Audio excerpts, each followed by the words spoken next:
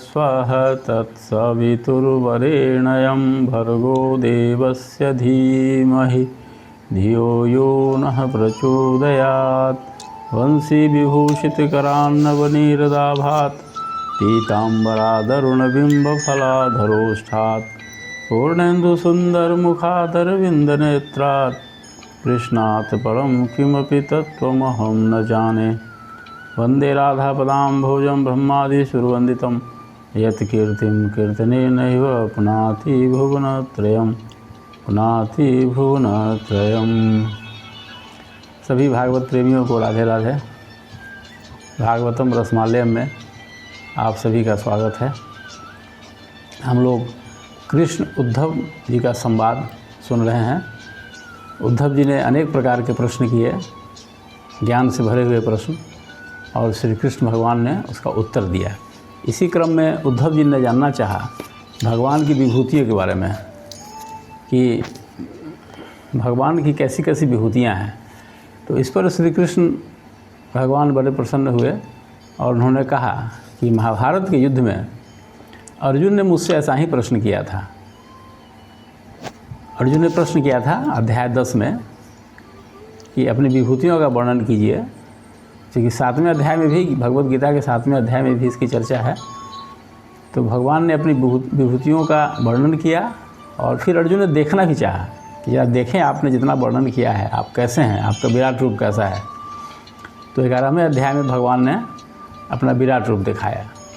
तो श्री कृष्ण भगवान बड़े प्रसन्न हुए उद्धव जी के प्रश्न से और कहा कि ठीक है, मैं तुम्हें बताता हूँ। और मैंने अर्जुन के समक्ष भी सारी विभूतियों का वर्णन भी किया था और अपना विराट रूप भी दिखलाया था।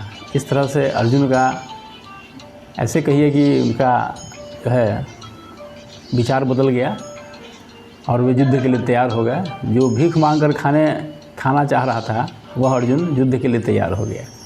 तो ये बहुत बड़ी बात हो गई। विचारों में परिवर्तन ज्ञान से ही होता है। तो इसी क्रम में भगवान ने अपने अनेक विभूतियों का वर्णन किया।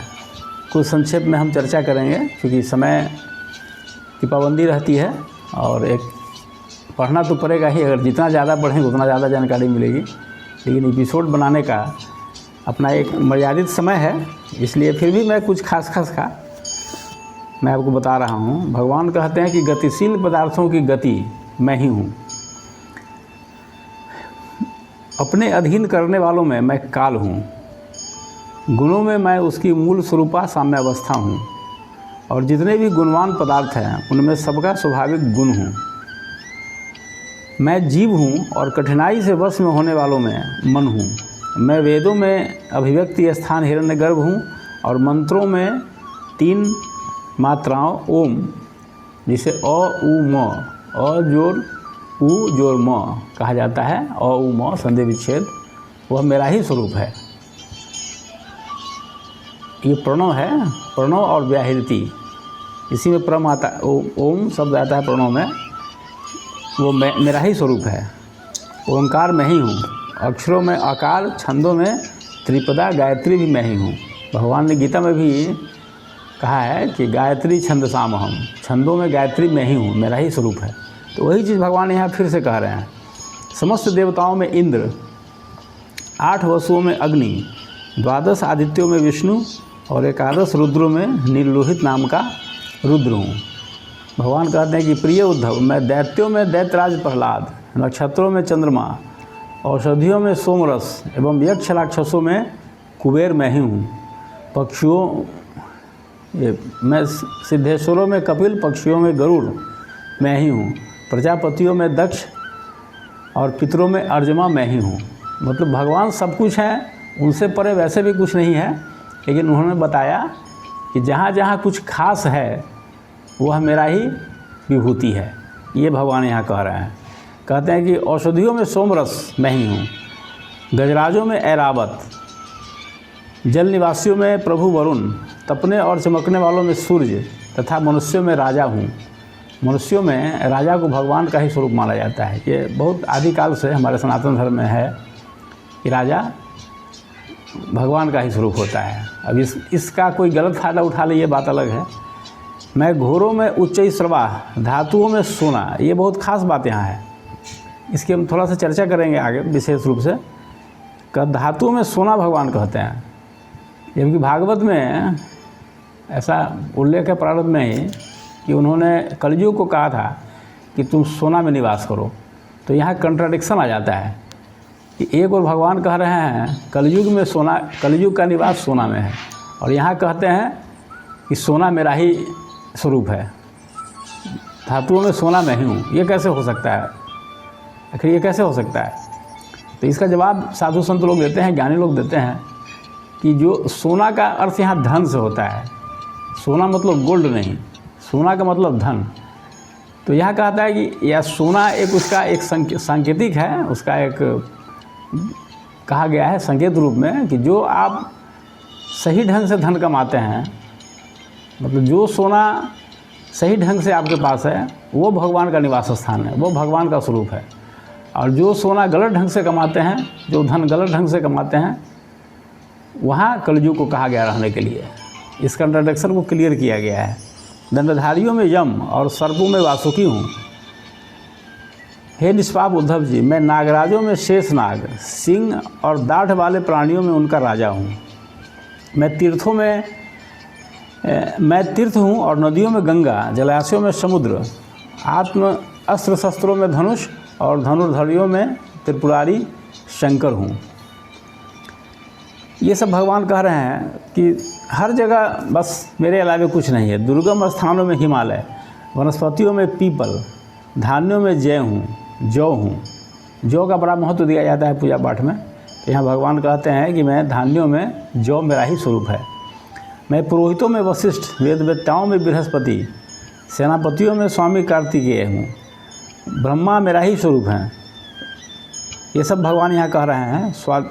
पंच महायज्ञों में ब्रह्म यज्ञ मतलब स्वाध्याय यज्ञ मेरा ही स्वरूप है। इसलिए स्वाध्याय मनुष्य को अवश्य करना चाहिए, इससे भगवान की प्रसन्नता होती है।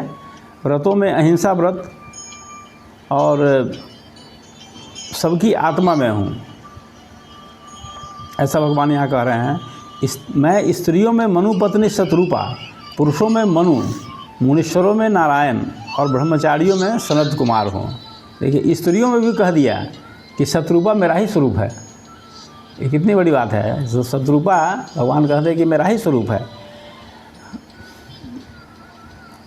ये सब भगवान यहाँ कह रहे हैं कि हर जगह मेरी उपस्थिति है। स्त्री पुरुषों के जोड़ों में मैं प्रजापति हूँ, जिनके शरीर के दो भागों से पुरुष और स्त्री का पहला जोड़ा पैदा हुआ था। ये सब मेरा ही स्वरूप है, भगवान कह रहे हैं। संवत्सरों, सावधान रहकर जागने वालों में संवत्सर रूप काल में ही हूँ।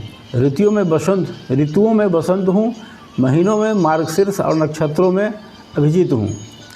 मैं युगों में सतयुग, विवेकियों में महर्षि देवल और आसित व्यासों में श्री कृष्ण द्वैपायन व्यास तथा कवियों में शुक्राचार्य हूँ। शुक्राचार्य को कहा जाता है राक्षस गुरु, दैत्य गुरु कहा जाता है कि दैत्यों के गुरु हैं। वहाँ भी भगवान कह रहे हैं कि शुक्राचार्य मैं ही हूँ। मतलब भगवान ही अनेक रूपों में लीला कर रहे हैं। जो कुछ भी हो रहा है संसार में सब भगवान की लीला ही है। सृष्टि की उत्पत्ति, प्राणियों का जन्म, मृत्यु तथा विद्या और विद्या जानने वाले भगवानों में मैं वासुदेव हूँ। वासुदेव भगवान ने यहाँ कहा अपना नाम, भगवान का नाम वासुदेव भी है। इसमें गीता में आया है कि वासुदेव सर्वमिति स महात्मासु दुर्लभ। गीता में ऐसा आया है। प्रेमी भक्तों में उद्धव को कह रहे हैं कि मेरा ही स्वरूप है। किंब पुरुषों में हनुमान, ये सब मेरा ही स्वरूप है। आगे हम इसकी चर्चा और करेंगे, संक्षेप में ही करेंगे, फिर भी विस्तार है, संक्षेप भी विस्तार है। तो समय की मर्यादा है, आज हम यहीं पर समाप्त करते हैं इसको। और आप लोगों से निवेदन है कि अगर मेरा चैनल सब्सक्राइब नहीं किए हैं तो सब्सक्राइब कर लीजिए, लाइक कीजिए, शेयर करके नई पीढ़ी तक उसको पहुंचाइए। ये भी एक बहुत बड़ी सेवा मानी जाएगी। आप सभी को बहुत बहुत धन्यवाद। जय श्री राधे, जय श्री कृष्ण।